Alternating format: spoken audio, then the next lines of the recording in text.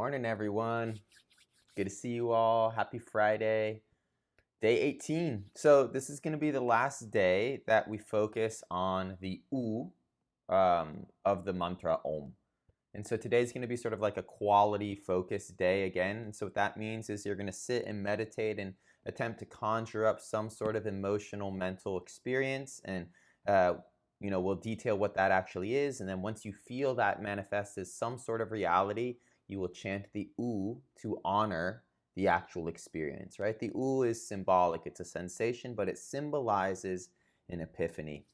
And so this is what I wanted to sort of share at the very beginning of our session, is that yogic meditation, and that means a style of meditation that is both intensely physical but also intensely philosophical. It is an epiphany generating machine.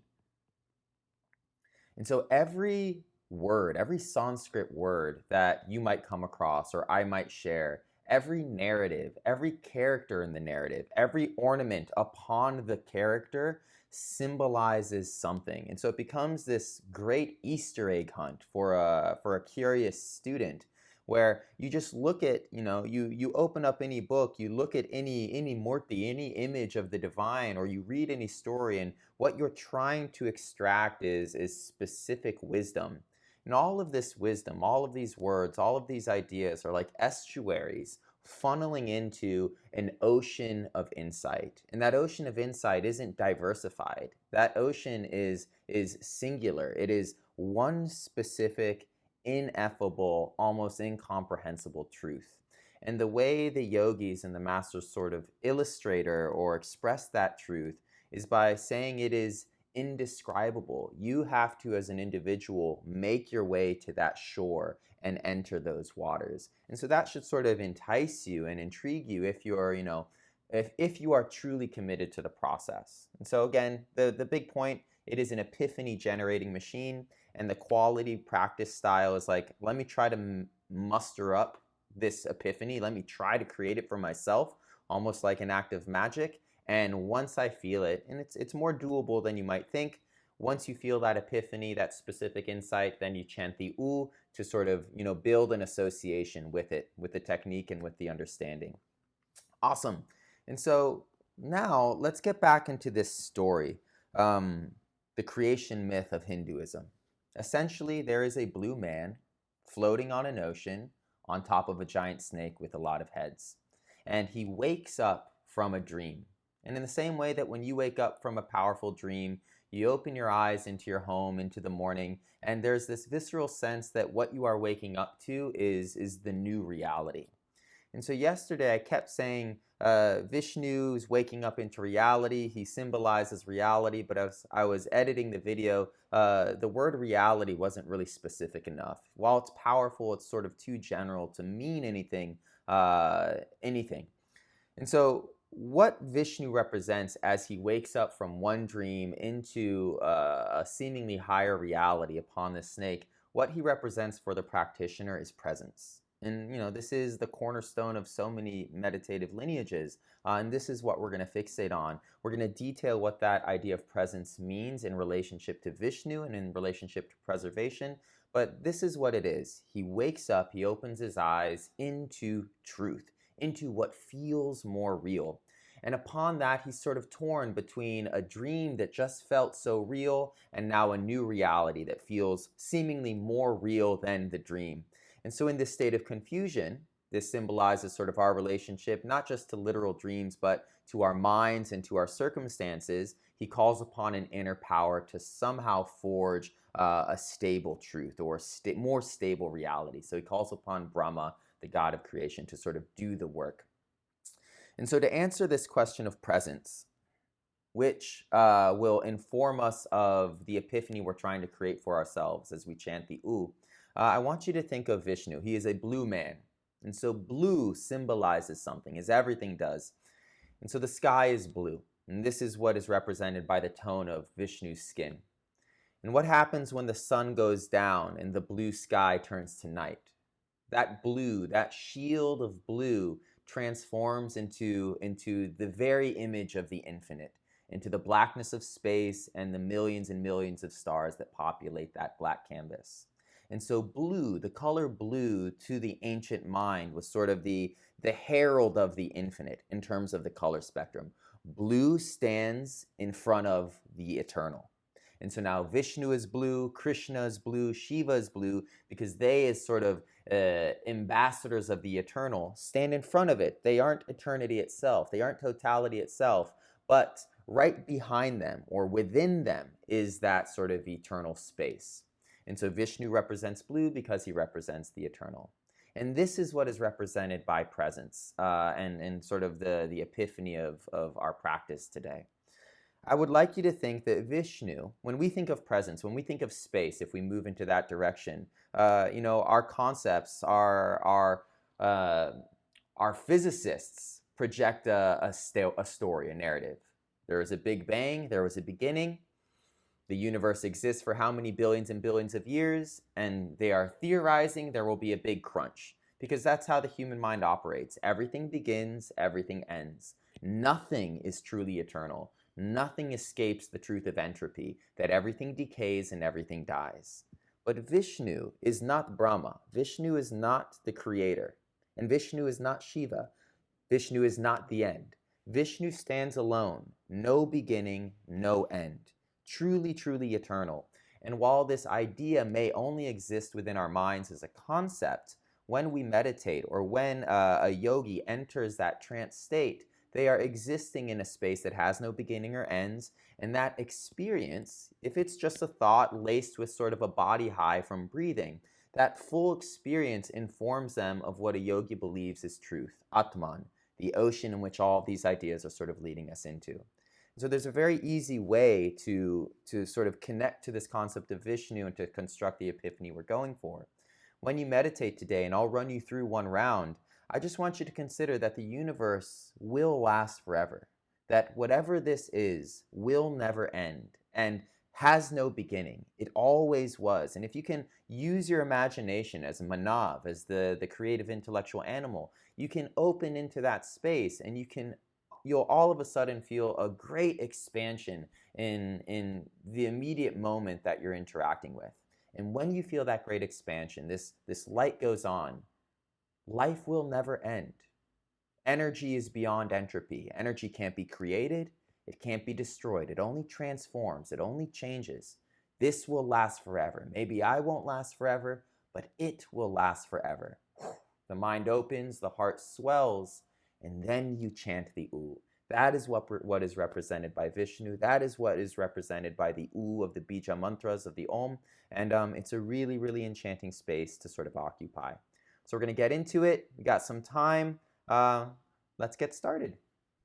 Strong seated position. Hips tilt forward. Tall, tall spine.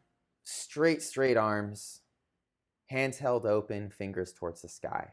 And so this is your ritual. So we're shifting from philosophies and now sort of leaning into the techniques. Which is more valuable? Who can say? The beauty is we can do both. Immediately control your breath. Soften your face, breathe into the stomach, swell into the chest. Again, avoid the upper collarbone and prolong your exhale.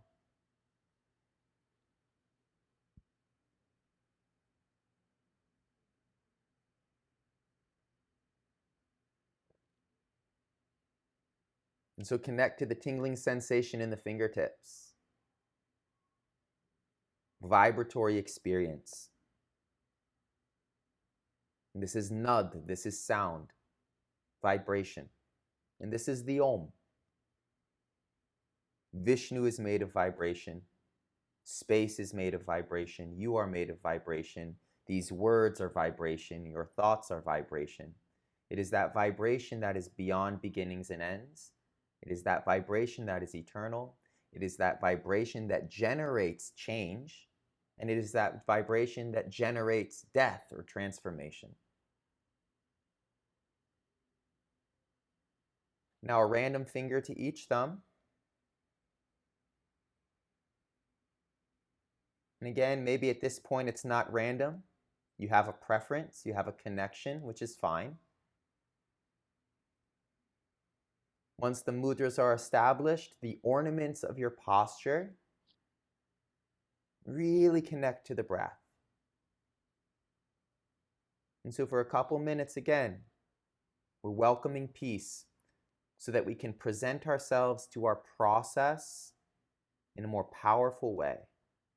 If peace comes, hands to heart center, memorize it. If peace doesn't come, all good.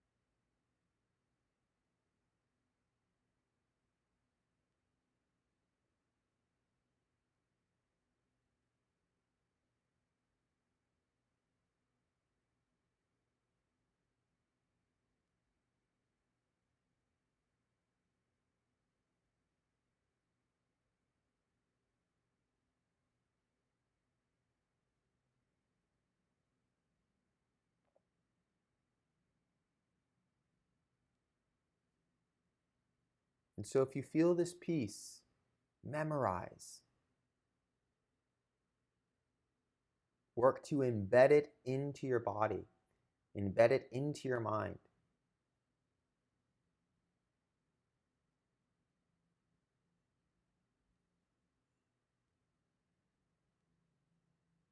If peace doesn't come, consider you're still thinking too much. Subconscious expectations, subconscious distraction. All you need to do is feel the tingling sensation. That will literally change the way your body is conducting itself. It will boost the parasympathetic signal, and because of that physical change, your mind will experience peace. It's very mechanical. Wherever you are, slow down your breath.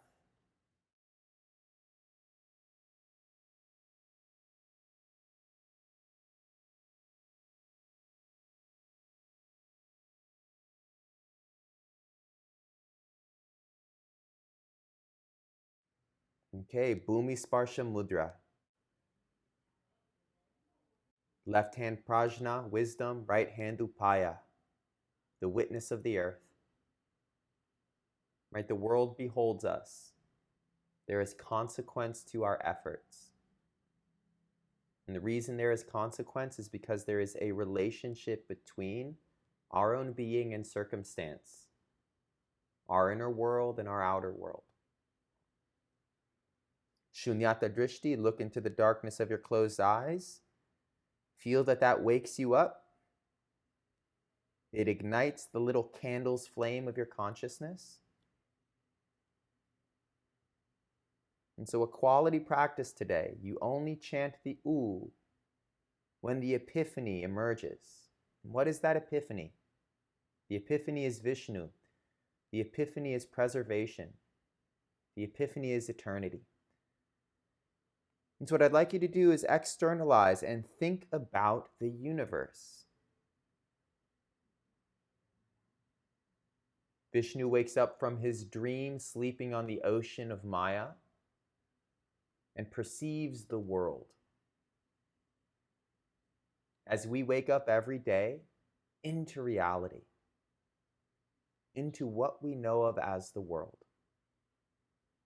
And so that's your city, that's your country, that's the earth, that's the atmosphere around the earth, that's the space around our planet, that's our solar system, That's our galaxy, and that's the universe.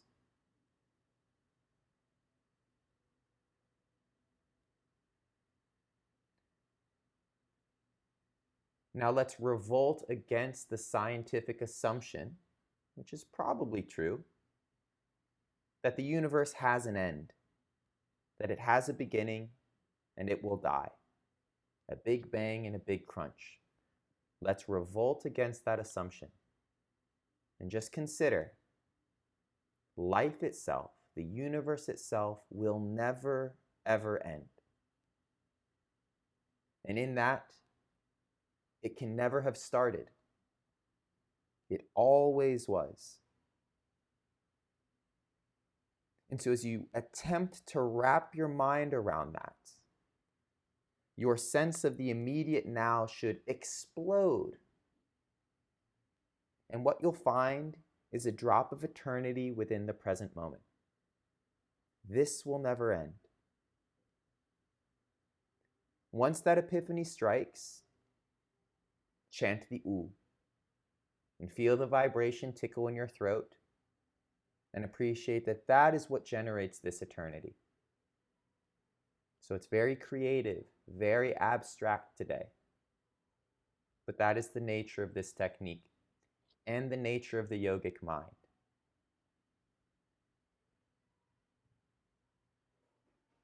Last little detail, it takes energy to think. The more relaxed your body is, the more willing your brain will be. So if you can't wrap your head around this, you can't wrap your thoughts around this, just return to your breath. Return to the game of peace. All right, good work. I'll chime in about 15 minutes.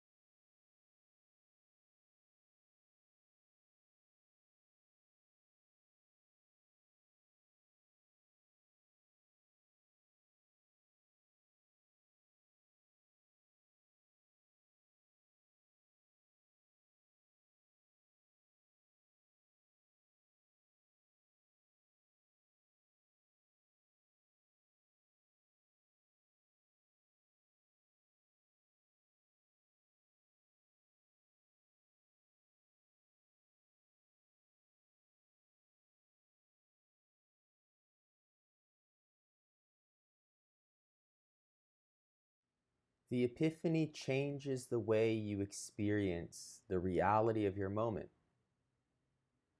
And this is because we are manav. We are mental creatures. As much body as we are mind.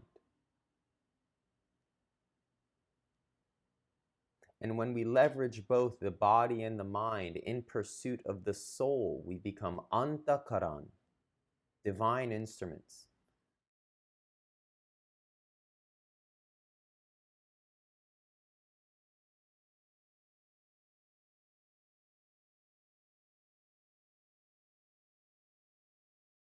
It's only when you sit down and take the time to practice and interact with the epiphanies, whether they come through your own efforts or they come through the grace of luck and circumstance. But when these epiphanies hit, the world is changed. The wall of the blue sky dissolves, and you are in the presence of the eternal. Now the words and the stories and the characters and the techniques are seen to only be shells that represent truths. And so from here, chant the mantra A to U, and just feel the migration of touch, the migration of this vibratory experience, starting in the chest, moving into the throat, and into the jaw, and into the face. And consider that your body in Bhumi Sparsha Mudra is the world, and that this little sound is something like a single life, moving from birth into the expansiveness of presence.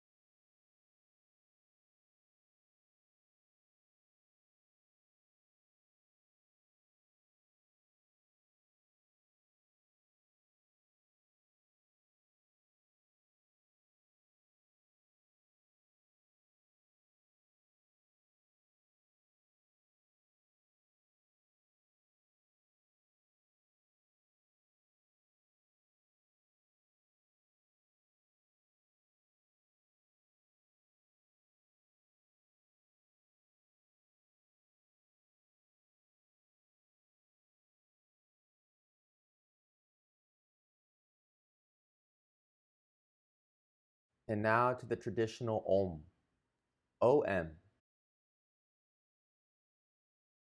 And you'll feel there is a robustness, a wholeness, a power and completeness to the mantra in its form.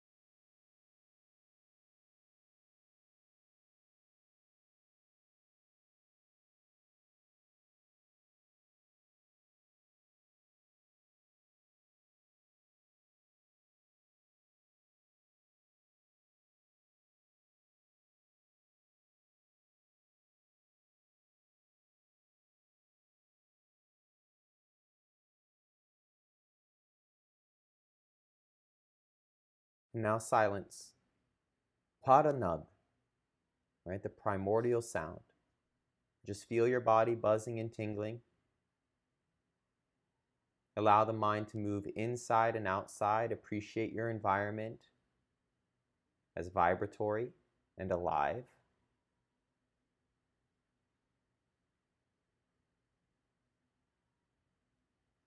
All of it is Vishnu. All of it is the eternal expression of a universe that was never born and can never die.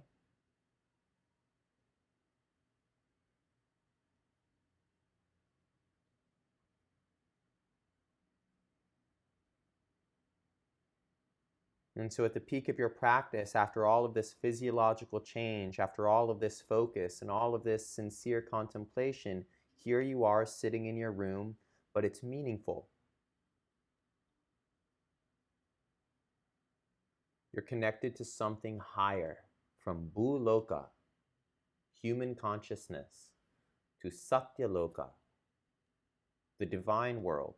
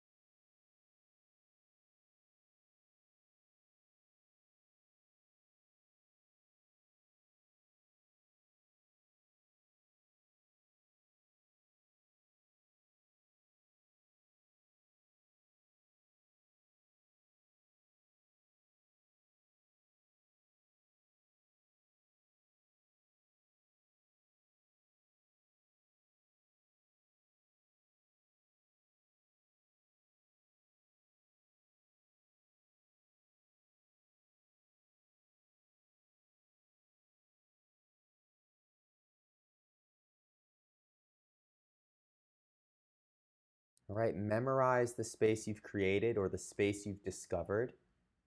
There is a practical explanation and there is a mystical explanation.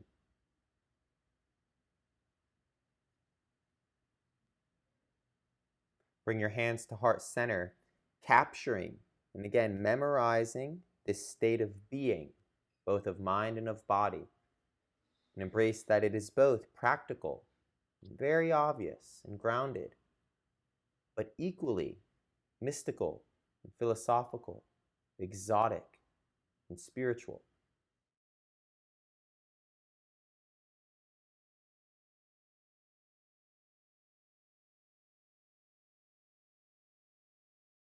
Notice a sense of satisfaction, a sense of confidence, a sense of peace, a sense of presence.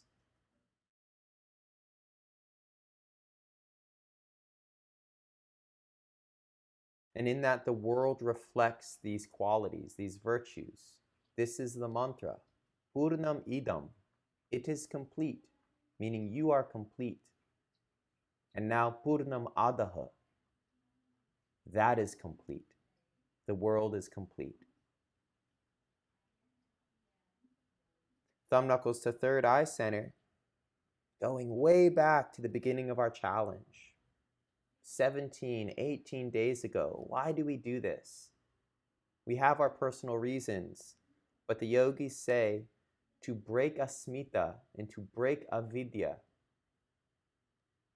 This peace comes, purnam, completion comes when we step away from what we identify as. In this moment, you're not worried about your identity. You're not worried about your possessions. You're not worried about your reputation. You're just connected to the world. And in that, you break avidya, ignorance. You remember what you really are. That little candle's flame of consciousness, whose duty it is to perceive the world as clearly and as truthfully and as expansively and as consistently as it can. And so sense that little candle's flame inside, always burning, always aware, sometimes of this, sometimes of that.